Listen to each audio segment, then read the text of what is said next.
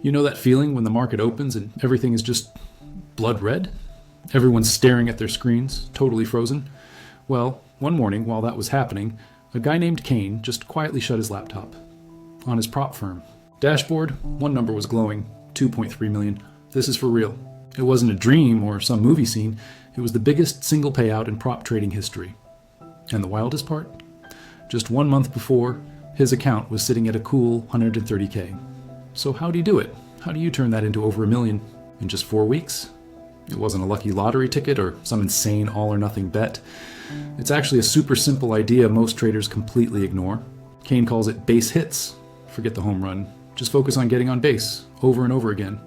We're all wired to chase that one huge, life-changing trade.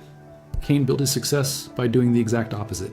He had already lived through the FTX collapse, watching 78% of his net worth vanish. He climbed out of that wreckage, figured out futures trading, and built a strategy that doesn't try to beat the market, but just flows with it. His goal is to catch the middle of a price, move, take his profit, and get out before the real fight even starts. This is more than a strategy. It's a story about discipline, patience, and learning how to master your own fear. This is a peek into the psychology of the people who turn massive failure into fortune. Just to be clear, this isn't financial advice, it's just real stories. From the trenches, we're going to walk through Kane's journey, from getting wiped out to setting records, from finding his edge to building a monk's level of discipline. I promise you, by the end, you'll see trading differently. You'll realize the market was never the enemy. The only real battle is the one inside your own head. So what would you do if you woke up to a $2.3 million payout? Most people would be dreaming of sports cars and quitting their job. But when Kane got the biggest prop firm payout ever, his reaction was nothing. He didn't celebrate. He didn't run to social media. He just closed the screen, took a breath, and got ready for the next day. To him, it wasn't a jackpot. It was just another day at the office. Kane's not some Wall Street hotshot. He didn't come from a hedge fund. Before this, he was in tech sales, another guy in a cubicle wearing a tie and trying to hit his numbers. What made him different was a quiet drive, a refusal to settle for a life limited by a salary. The path from that office to record-breaking trader wasn't built on luck. It was paved with losses, doubt, and a level of discipline most of us can't even imagine. Picture this. It's dark, your screens are glowing, futures charts are ticking away. You know, one click can mean thousands won or lost. Most traders feel their hearts start to race. Kane, he's perfectly still, like a monk, just waiting. That's his real edge. It's not a secret indicator. It's the ability to sit in silence while everyone else is chasing chaos. That ability to do nothing until the moment is perfect is what made him start a trading community built not on hype, but on discipline and patience. And that discipline got results nobody could ignore, turning 130K into $1.4 million in a month and over $3.5 million in total payouts. But if you ask him about it, he'll shrug it off. Because to Kane, success isn't about the money you cash out. It's about the consistency you can repeat day after day. Here's something interesting. When Kane talks about his biggest wins, he always brings up his biggest losses too, like the time he got greedy, held a winner too long, and watched $50,000 in profit vanish. That pain taught him more than any win. Now, his rule is simple. Take the best part of the move and leave the rest for someone else. Kane shows us a weird paradox. The more you obsess over making money, the less you'll make. The more you obsess over doing the right thing, the more the money just seems to find you. That's the hidden truth that separates gamblers from traders. Chasing the payout, that's gambling. Chasing the process, that's trading. But Kane wasn't always this calm, patient master. Before the rise came an epic fall, one that would have ended most traders' careers for good. It happened in the craziest market of all, crypto. 78%. That's how much of his net worth vanished during the FTX collapse. Imagine logging in and watching nearly 4 out of every $5 just disappear. Not over years, but in days. At first, Kane felt untouchable. He'd had some big wins with crypto like XRP, turning small plays into serious cash. Like a lot of people in the boom, he felt invincible. Until the very thing he thought would make him rich ended up wrecking him. Here's the trap. Early success is the deadliest poison. The old trader Jesse Livermore once said, "It's not the market that beats you, it's your own complacency." Kane lived that. He wasn't beaten by a chart or coin, he was beaten by his own certainty. That quiet voice that says, "You figured it out. You can't lose." When FTX blew up, Kane's portfolio went with it. Picture it, late at night, the cold blue light of the screen, Red candles stacking up, each one cutting into his capital. His stomach sinks, but he doesn't sell. Why? Because he's convinced, like everyone else, that it has to bounce back. And then FTX freezes withdrawals. 78% is gone. The silence in the room is deafening. This is where most people quit. They lose, they get angry, they blame the market, and walk away. Kane did the opposite. He didn't blame crypto or some billionaire. He blamed himself. And in that moment, he realized something that changed everything. Complacency is the most dangerous trade you can ever make. Think about it. When was the last time you honestly took the blame for a loss instead of blaming the news or bad luck? How often do you own your mistakes? That collapse was his initiation, the fire that forged his discipline. It forced him to ditch the dream of easy money and find a market with actual rules and structure. Kane jokes that crypto taught him how to lose, but futures taught him how to survive. The difference? In crypto, he was always on, always watching, always exhausted. In futures, he could walk away, reset, and come back fresh. That mental edge, the ability to rest, became just as important as any trading skill. From the ashes of that crypto disaster, Kane built something solid, a strategy based on patience, structure, and consistency. That strategy would take him from ruin to domination. But first, he needed the right battlefield. Why would anyone who just got wrecked in crypto leave it? Why walk away from the 24/7 action and the chance to get rich overnight? The answer is simple: survival. Kane realized he didn't just need another way to make money. He needed a place where discipline could actually work. And that place was futures. Unlike crypto, which never closes and burns you out, futures markets have a structure. They open, they close, they follow the rhythm of global trading sessions. That rhythm gave Kane what crypto never could: boundaries. Those boundaries gave him rest, and rest gave him a clear head. He describes the difference like this: crypto was a casino with no clocks, designed to keep you playing until you drop. Futures is a chess match. Every move is thoughtful, every session is a round, every setup is a specific opportunity, not just endless noise. Imagine it's 9:15 a.m. in New York. The S&P and NASDAQ futures are starting to move. Kane's at his desk, but he's not frantically scanning charts. He's calm, he's waiting. He knows what's coming: the 9:30 open, the flood of orders, the volatility. He's not chasing the first candle, he's waiting for the manipulation that always follows. In crypto, the chaos never stopped. In futures, the chaos is on a schedule. Trading crypto almost broke him, not because of the swings, but because of the burnout. The endless screen time, checking prices at 3 a.m., missing life. Futures set him free. He could shut down after a session, recharge mentally, and come back sharp the next day. Here's an honest moment from Kane. He once figured out that during his crypto days, if he divided his profits by all the hours he spent staring at screens, he was making less than minimum wage. That hit him harder than any loss. Time, not money, was his most valuable asset. The lesson here is, the market you choose isn't just about opportunity, it's about fit. If the market you trade forces you to burn out, it doesn't matter how good your strategy is, you'll lose. Kane chose futures because it was a place where his discipline could actually win. Kane's switch to futures was the turning point. From there, he built a strategy so simple and powerful it made him a record-breaking trader. A strategy that became his signature edge. The market leaves clues. That's what Kane believes. Not predictions, but patterns that show you where the money is flowing. And if you learn to read them, those clues become your edge. For Kane, that edge is built on 3 ideas: SMT divergence, the power of 3, and psychological price levels. Let's start with the power of 3. Every day, every chart, Kane looks for the same story: accumulation, manipulation, distribution. Think of it like a play. First, the market gathers strength quietly, accumulation. Then comes the fake out, the sharp move that traps everyone, manipulation. Finally, the real move happens, distribution. The power of 3 isn't about predicting the future, it's about recognizing the market's oldest script and putting yourself where the odds are best. Now add SMT divergence. SMT compares related markets. For Kane, it's usually the NASDAQ, NQ, and the S&P 500, ES. When one market makes a new high but the other doesn't follow, that's the market's tell. It shows you where the weakness or strength is hiding. Imagine the NQ blasts through a high but the ES just sits there. To most people, it looks like strength. To Kane, it's a trap.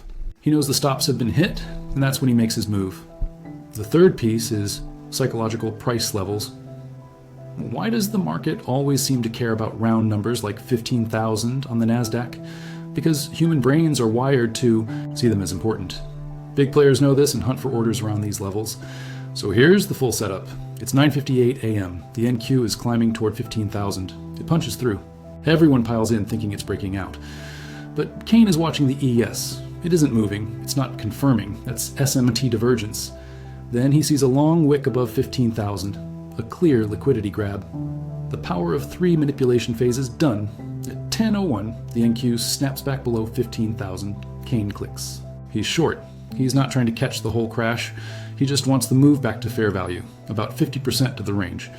And when it gets there, he's out. Another clean win. Here's the real secret. Kane isn't trying to beat the market. He's not swinging for the fences. He's waiting for the manipulation at key levels, the sweep that takes out all the orders, and then he rides the snapback.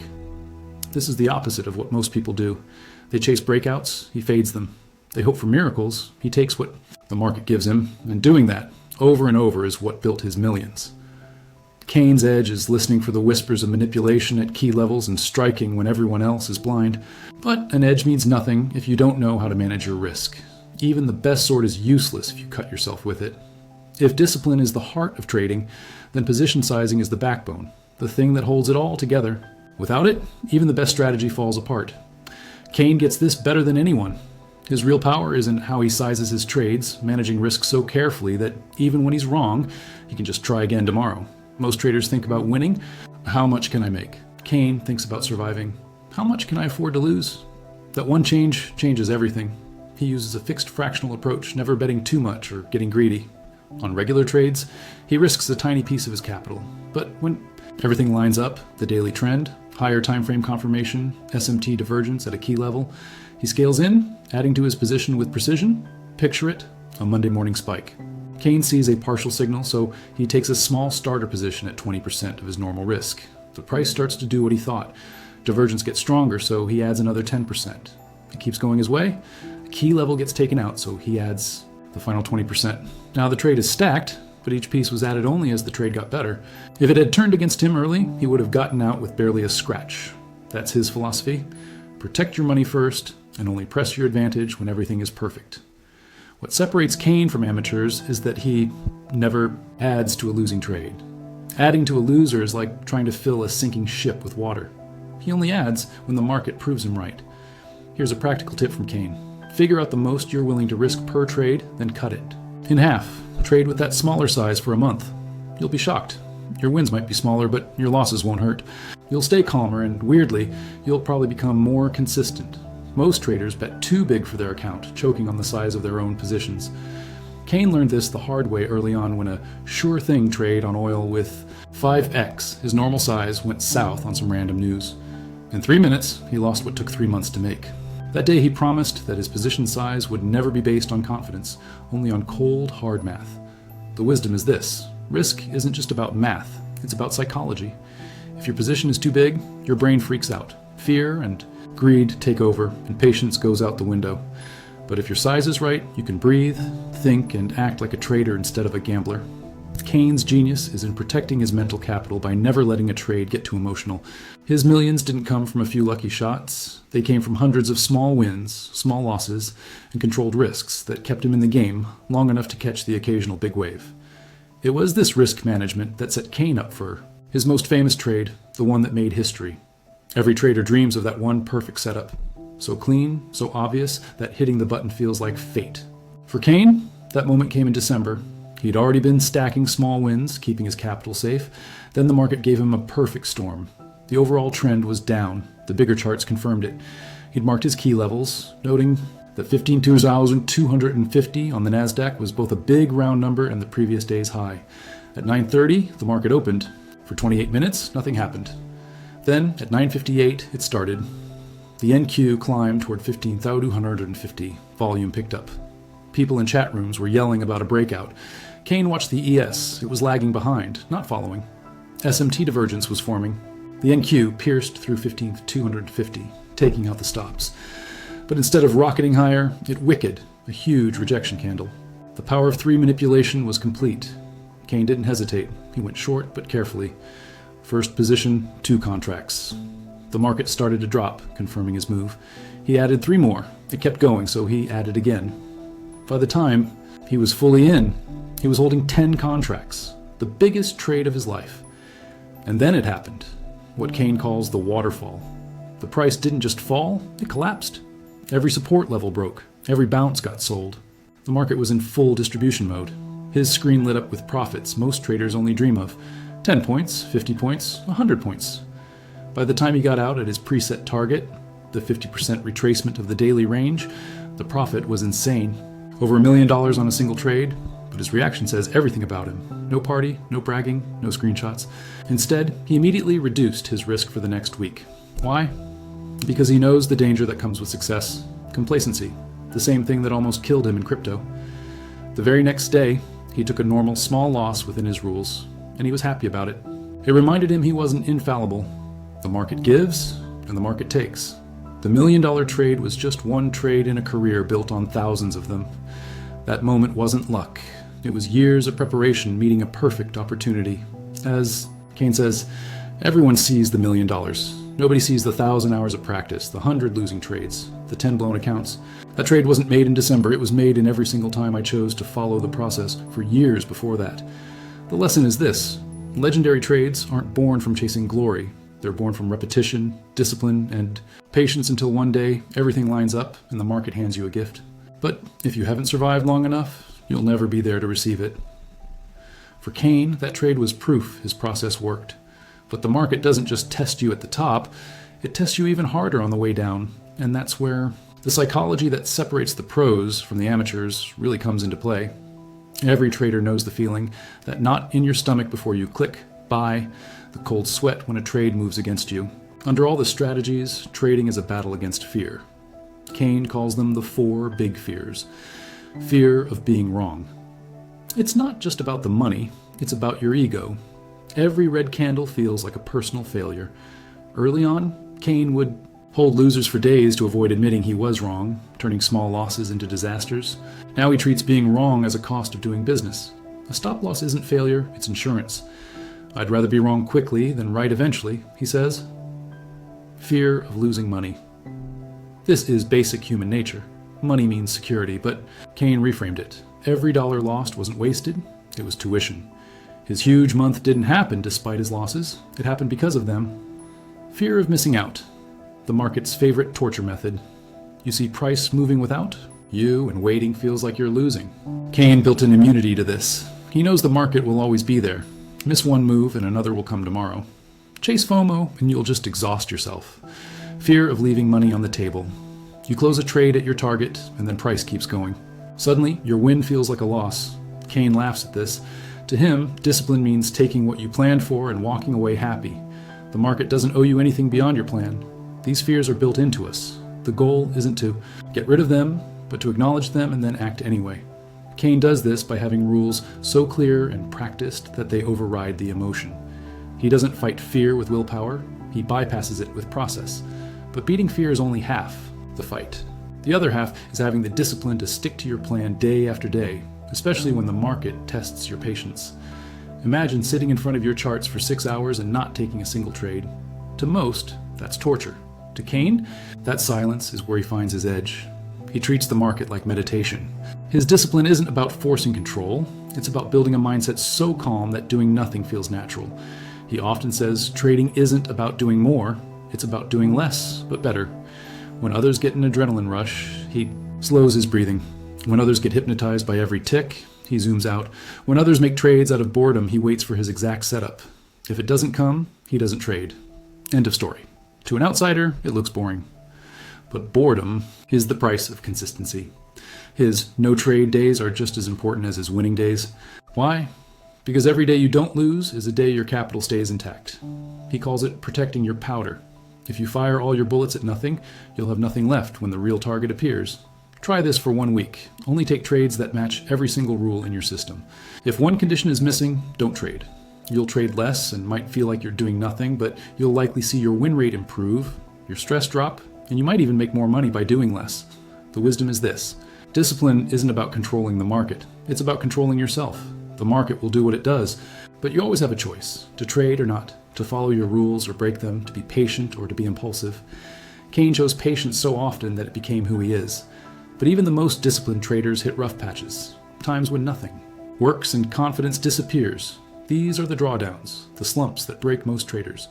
But not Kane, because he learned how to handle the darkness. Every trader wants a hot streak, but few prepare for the opposite, the drawdown, that crushing period where it feels like the market is out to get you. Kane knows these times well. He knows survival isn't about avoiding drawdowns, they're going to happen, but about managing them so they don't break you. His first rule, set limits beforehand. If he takes 6 losses in a row, he cuts his position size in half. If it continues, he stops completely. Not forever, but long enough to reset. The danger isn't the losses, it's the tilt that comes after. The revenge trading, the desperate need to make it all back right now. He accepts when the market just isn't working with his edge. His job isn't to force profits from a dead market, it's to survive, until his conditions show up again. He also has a routine for the emotional hangover of a losing streak. He opens his trading journal to a previous winning streak. Not to feel good, but to remind himself that edges come and go. They work, then they don't, then they work again. The market changes. His job is to wait it out. Kane tells a story about his worst drawdown, 15 losses in a row, all within his risk limits, but 15 straight red trades. By loss 10, he was doubting everything. By loss 15, he was sure he'd lost his touch for good. But he stuck to his rules, cut his size, took 3 days off, and came back fresh. The 16th trade was a win, the 17th was a win. Within 2 weeks, he'd made it all back, and then some. The lesson? Drawdowns feel like they'll last forever when you're in them, but they're just a season. They always pass. A mental trick he uses. He plans his drawdown response before it happens. When his account is up and he's feeling confident, he writes himself a note. Hey, future Kane, if you're reading this, you're in a slump. This is normal. Your edge still works. Reduce your size. Take a break. Trust the process. This will pass. The wisdom is this. Drawdowns don't measure your skill. They measure your character. Anyone can trade well when they're winning, but trading well while losing, that's what makes a professional. It's not about avoiding the storm, it's about being strong enough to ride it out. For Kane, mastering drawdowns was about building a confidence that couldn't be shaken, the kind that comes from knowing you can survive the worst the market can do. That confidence became the foundation for his next move, teaching others how to master themselves, not just the markets. What does a trader want after they fail? Usually, another indicator, another signal service, another guru to follow. Kane hates this. He thinks signals are a crutch that keeps you weak. That's why he built his community not as a signal group, but as a training ground, a place where traders learn to become the masters of their own destiny. It's not what you'd expect. No flashy car pics or hype, just rules, practice, and brutal honesty. Kane streams his live trading showing everything. Wins, losses, break-even trades, and most importantly, the long stretches where he does nothing. Students watch him sit through hours of boredom, waiting for his edge. Why? Because that's the reality. Success isn't about constant action, it's about disciplined inaction, but it goes deeper than just watching. Every member has to backtest. The strategies themselves, not a few times, but hundreds. They have to journal every setup, every emotion, every mistake. Because Kane knows you can't just teach someone to trade. You can only show them the path. They have to walk it themselves. He actively fights dependency. If a student asks, "Should I take this trade?" Kane answers, "What does your backtest tell you?" He reminds them, "I won't be there at 3 a.m. when you're alone with your charts. You need your own confidence, not mine." The community has a motto. We don't build accounts, we build traders. Because accounts can blow up, strategies can stop working, markets can change. But if you've built yourself into a disciplined, adaptable trader, you can survive anything. Their approach to backtesting is different. Kane doesn't just want people to test a strategy, he wants them to test themselves. How do you react to 5 losses in a row in a sim? What happens to your discipline after a huge win? Can you follow the rules when no one is watching? These questions matter more than any indicator. Kane built this community as the place he wished had existed when he was struggling alone. A place where truth is more important than hype. Process is more important than profit. And becoming a good trader matters more than making any single trade. Prop firms are the modern trader's dream. Trade with our money, keep 90% of the profits, no risk to you. It sounds like the answer to every problem. Kane knows better. He got the biggest payout ever, but his story comes with a warning, not a celebration. The truth is, prop firms are businesses. They make money from challenge fees, reset fees, and the simple fact that most traders will fail. For every Kane who takes out millions, thousands are stuck in a loop of failing challenges and buying resets. After his record payout, his accounts were frozen. He was too successful, too fast, too much of a risk. That showed the real truth. Prop firms want profitable traders, but not too profitable. They want success stories for ads, but not success that hurts their bottom line. Kane's advice is balanced. For beginners, avoid them. Learn your edge with a small personal account first. For intermediate traders, use them carefully, 1 or 2 accounts max. See them as a tool for scaling, not your main income. For advanced traders, use them as a stepping stone while you build your own capital. The goal should always be to be independent. His bottom line, prop firms are like training wheels. Helpful when you're learning, but if you never take them off, you'll never be truly free. Kane's millions from the payout weren't the end goal. They were fuel for the real objective, total trading independence. In the end, Kane's story isn't really about the 2.3 million. It's not about the perfect trade or a secret edge. It's about change. From gambler to disciplined trader. From being driven by ego to being driven by process. From chasing millions to chasing mastery. The money was just a side effect of becoming the kind of person who could handle it. The final takeaways. It takes real commitment. Trading requires the same seriousness as being a doctor or a lawyer. Being great takes real work. Your strategy has to fit you. Your edge needs to match your personality. Stop trying to trade like someone else. Risk management is everything. You can be wrong more than you're right and still be profitable if you manage your risk right. Psychology is the real edge. Everyone has the same charts. What separates the winners is what's going on in their head. Consistency is what builds wealth. Millions are made from hundreds of ordinary months stacked together. Be boring, be repetitive, be mechanical. Never stop learning markets. Change. Stay humble, stay curious, and keep adapting. The market isn't your enemy, it's your teacher. Every loss is a lesson, every win is a test. The real reward of trading isn't the money, it's who you become along the way. You start as someone ruled by fear and greed. If you make it, you become someone who has mastered both. The charts aren't just charts, they're mirrors showing you your inner self. And if you're brave enough to look, they'll show you exactly what you need to change. As Kane says, I can teach you my exact strategy, but unless you do the inner work, unless you conquer your own demons, unless you build your own discipline, you'll still fail. Because trading success isn't about what you know, it's about who you are. Master that, and the money will follow. Fail that, and no strategy can save you.